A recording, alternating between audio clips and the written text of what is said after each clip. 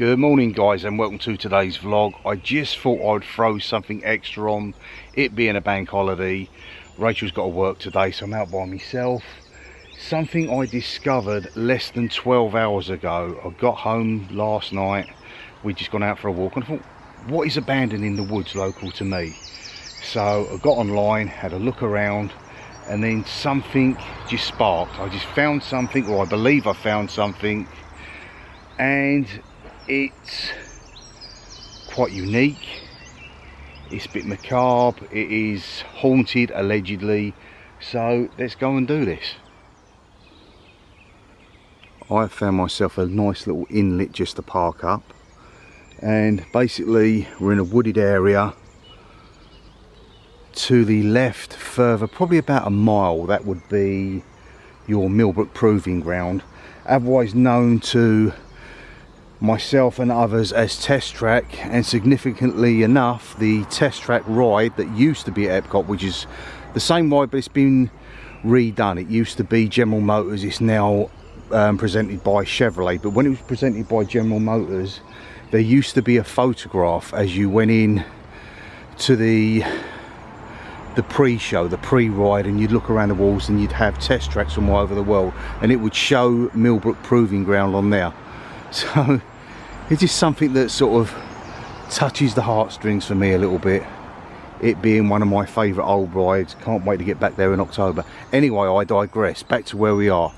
Right, this road here goes along to, I think it's called, is it Sandwell, possibly? Sandwell Road. This goes to the village of Millbrook to me left. There is a church, an old church at the top over there, which I might visit at the end of this vlog. To the right, you'll go up to the main road, which will be the A507. Now the A507 will take you through to Flitwick and then on towards your likes of Baldock, Buntingford, etc. In the other direction, it's going to link round to Bletchley, junction 13 of the M1, and adjacent to where we are, the other side of this, if you wanted to stay in the area, is Woburn Centre Parks. It's basically the other side of the roundabout to that is where I am at the moment.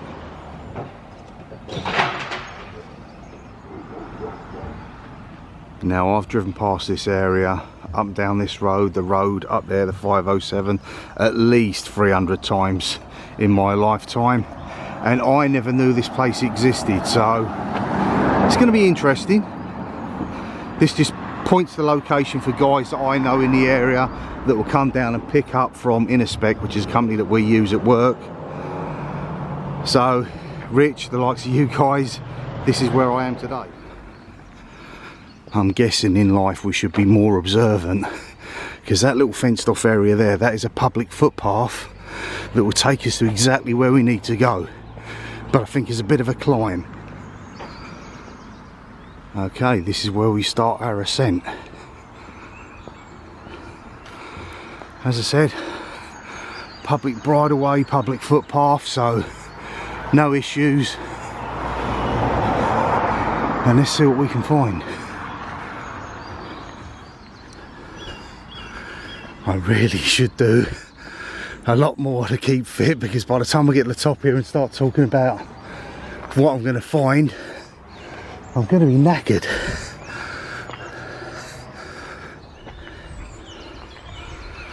Okay, we have a side approach, but I think I might go further up this way so the first true glimpse we get is head on. I'm knackered already, guys, but this name, locally, folklore, etc., goes by something rather macabre and unique. It's known as the Valley of the Shadow of Death, and I feel like death right now just walking up that incline. But yeah, it has a somewhat ghost story about it. That is, I've turned around and mentioned the name Dick Turpin before. This is not Dick Turpin here, who's supposed to frequent the area. The guy himself was known as Dick Ferguson, otherwise known regionally as Galloping Dick. Now, he was a highwayman who would ravaged like many others, I suppose, in the era that was. I think he died in 1800, so it would have been pre that, but he used to do all his highwayman's work in the London area. Now, he died supposedly in this area 1800, and he is supposed to loom around this wooded area on a horseback. So what the purpose of that is, whether there's an element of truth to it, but it's folklore. Many people have spoken about it. I am a bit of the objective nature, but I do know there was highwaymen. I obviously knew of Dick Turpin, so maybe there's some truth in it. We're on the top plateau area now. There's a fenced off area to my left. You can see the houses on the street below us. I'll give you an idea of location of where we are. Now, this place is believed to be an old ruined chapel. I believe it's known locally also as Solomon's Temple. Nothing to do with the name. Obviously you think Solomon, you think Solomon's Mines, etc. Nothing to do with that. I believe the preacher's name was Solomon, and so it's got its name from that.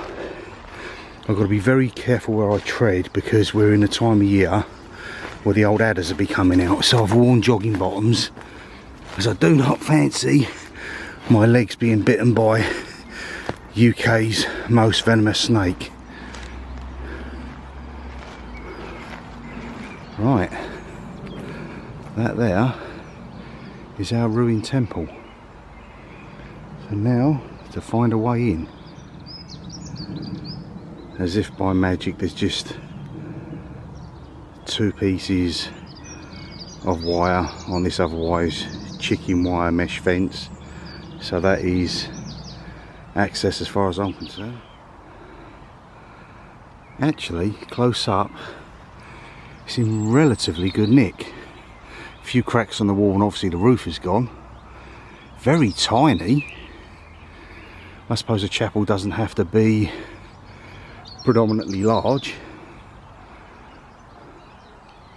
But yeah, it's not the most stablest of things, so I won't be rummaging.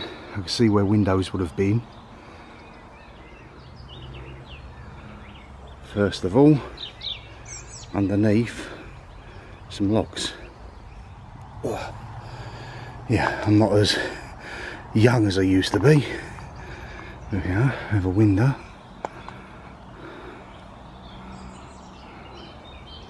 The doorway that we can actually go through.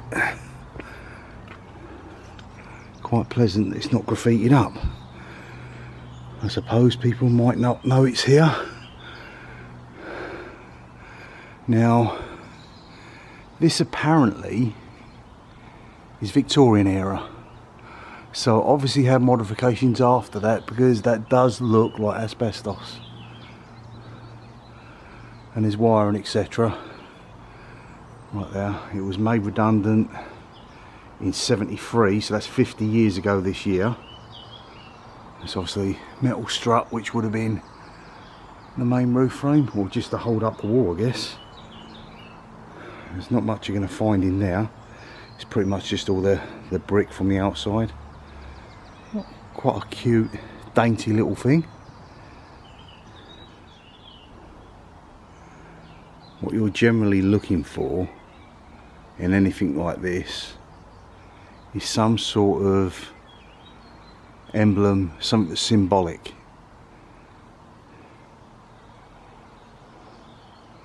I can't really see a great deal. There is markings on the wall. Now that bit there, see what looks like right directly in front of me, a cross. That might mean that this place was blessed once. That's what I'm looking for, and what it pretty much means. If you have a Celtic cross or a more modern cross, and that depicts there was a house of worship, etc. That's the tree stump that we had to climb under to get to here. Here's your front of the doorway. There's a little bit of spray paint, but it's not I was here, blah blah blah, etc etc. Not overly too bad. It's certainly seen better days. There's a cross on the front there. The term deaf dove always spreading his wings pretty much goes synonymous with the valley of the shadow of death, should I say. This was actually built 1958 by a guy called Charles Carter, also known as the Millbrook Chapel. I said I've known it, and significantly I'll call it in the vlog as Solomon's Temple. It just has a unique sound to it, I think. How secure that building is, I don't know. You can see it's had vine creepers over it over the years, which have come and gone. But I guess at any point that could all topple inwards or outwards. The general gloom of today adds to the ambience. I suppose if you come here today and it was a beautiful blue sky, it doesn't really have the effect that you want to deliver in the vlog like this, but it's cool nonetheless. Now, area wise around here we have the abandoned church of Segano, which was replaced by a church in Ridgemont, so you've got to go towards Evershot. You'll find that's got ruins there. Further over past the Millbrook area, heading towards Elstow, you'll have the Roundhouse. I've vlogged that as well. Houghton House, that is an old stately home ruins which is well within the area. And of course the infamous Clophill with the church that faces the wrong direction, which is synonymous with paranormal activity, and I've done a rather decent vlog there. But it's just nice to find one of these things out of the blue. I mean, how could I go all these years not even knowing it's here? I suppose realistically only doing vlogging for a couple of years and only really starting to search for these sort of things, these are going to become more and more regular.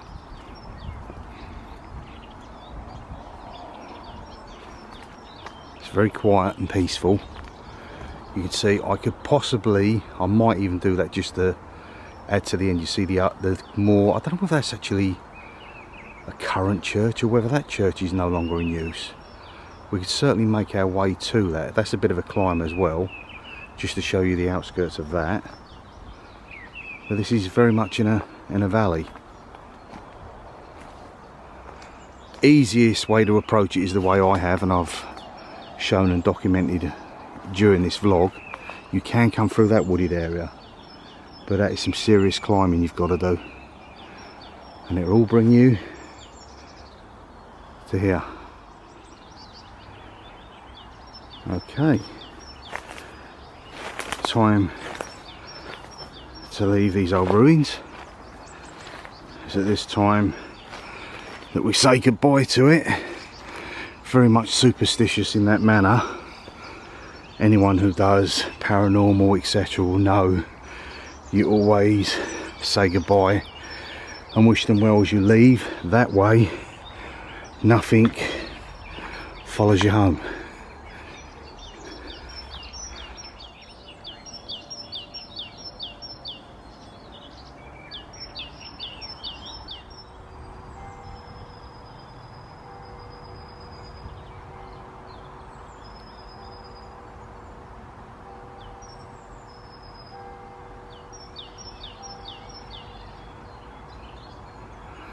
Could not leave without the eeriness of the church in the distance, that's for sure.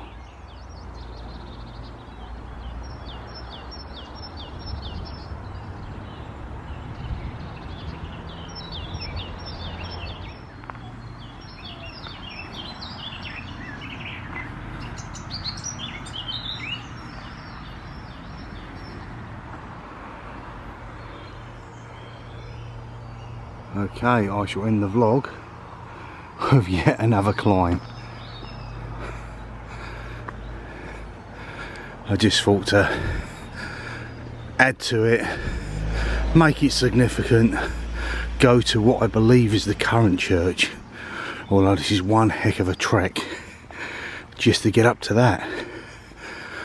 I dare say this is also got the haunted vibes about it, but I shall look into that story for a later date.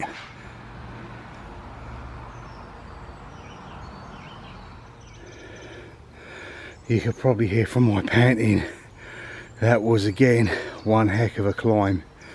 I'm saying at least probably 400 meters straight up. There is an old stony road which I believe you can gain access with cars, but it's a bit obscure and probably difficult to get to. But anyway, this is the church of St Mary's that you heard the bells of while I was at the old chapel.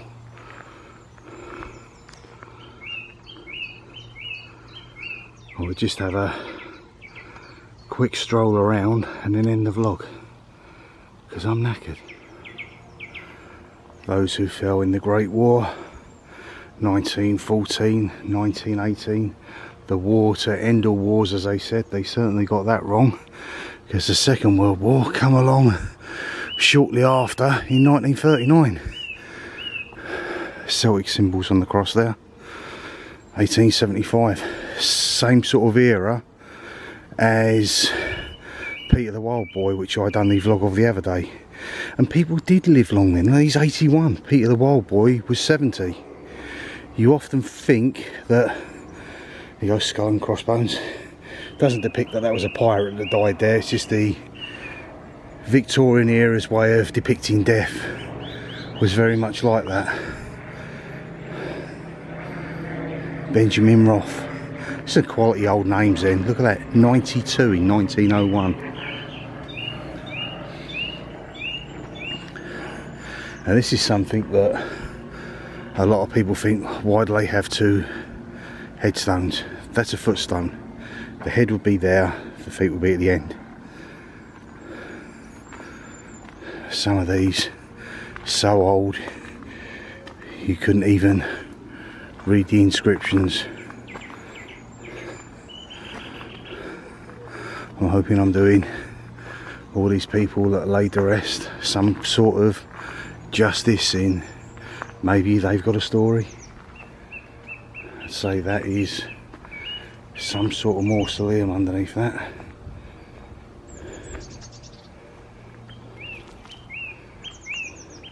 And it's got a grate. Now the metal grate, the reason why that's there, that would have gone over the top, and that was to stop grave robbers. Would have been bolted down. I won't venture more to the left because that's more modern graves. Let's just look at something that's quite majestic, towering above the landscape around it.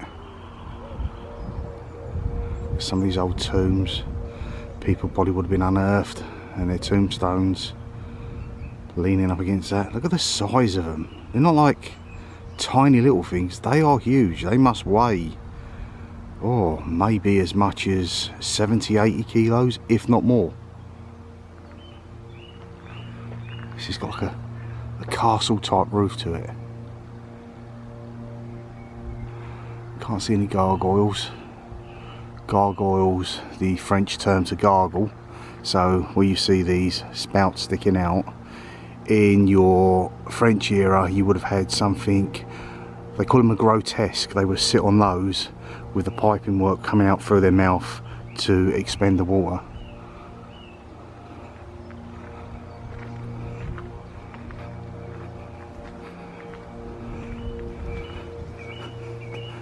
And that is an old crypt there in between the trees.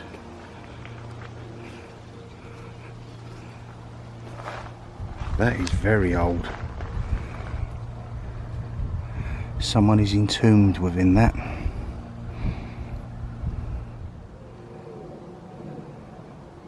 Let's just make our way around to the front area.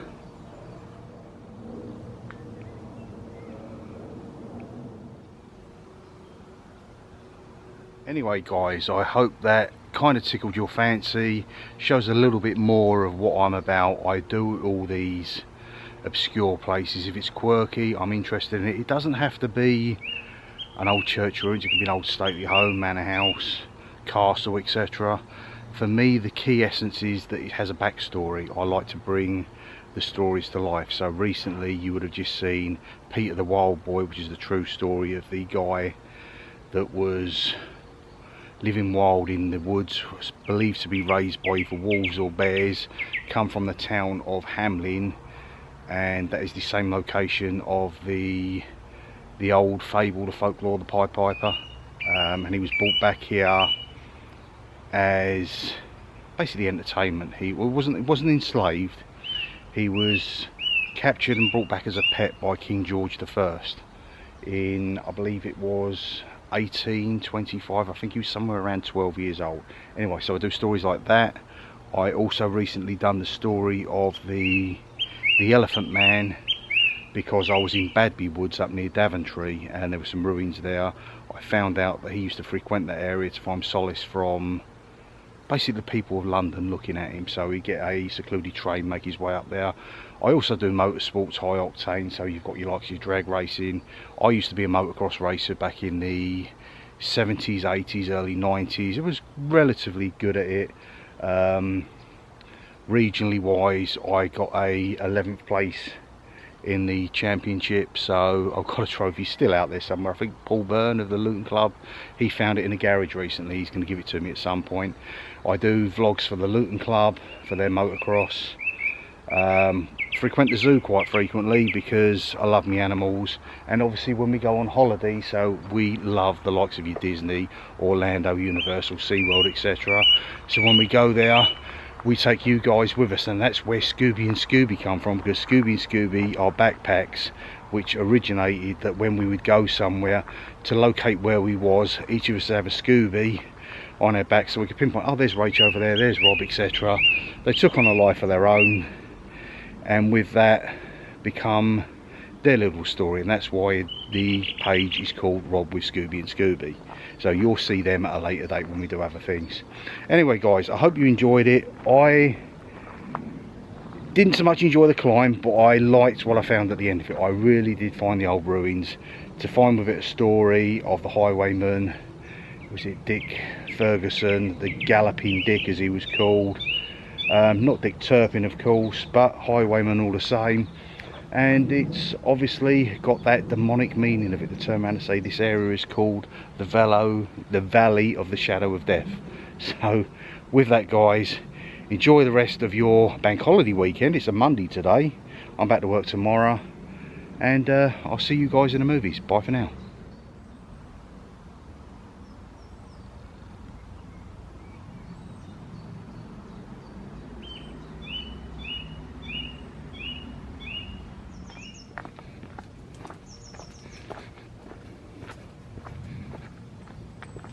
Always quicker going down than it is to go up.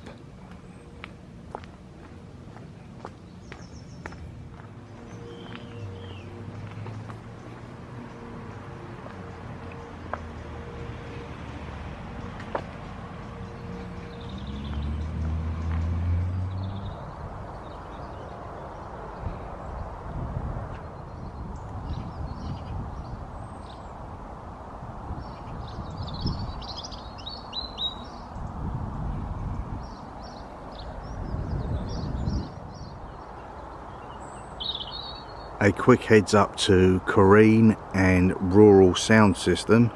I just thought I'd check this area. This is the old disused abandoned church of Segenove, the village that no longer exists. As you can see, it's still boarded up. I thought I'd come and just, as I'm in the area, I'd just do a double take for you guys to tell you that no point coming yet because you can't get access. I'm hoping they're just shoring up the roof again, and then it will be open to the public, because I've actually been in there and it is quite cool in there. I may very well come back to this location because it is extremely haunted, and of course some of these graves, some people have said rabbits are the cause. As a term man, which I believe myself, is that it floods quite frequently and the graves have risen, so there could be exposed remains etc within there. We'll look at that at a further date. Possible lightning strike on a tree around a grave area, and that's your outcome. Anyway guys, I'll do a quick loop of this and that's it. This was just bonus footage just for those guys who'd helped me out. That's where your problem lies. That brook, which is now dried up a bit, that seeps up, overflows and completely embraces this lot, making it like a swampland, and then the graves rise. But that is a magnificent ruins. It'd be great when it's open again, but obviously I understand the reason of putting that up, why they investigate it, make sure it's safe. There's enough remains of people in here without anyone succumbing to injury or death even by something falling on them, so I'm sure it'll be open another day.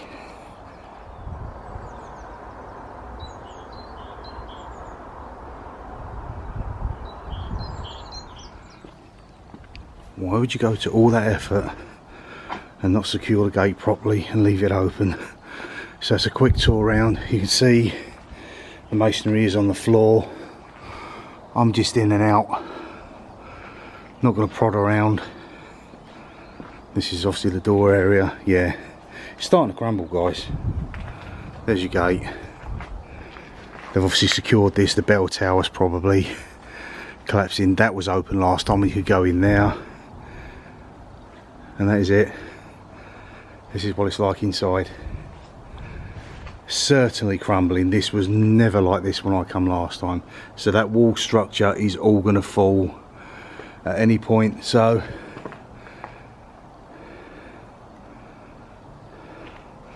I'd advise you not to, just in case. But that certainly was not in that condition. And with that, we'll call it quits for today. I'm sure it'll be back guys, I'm sure it'll be back.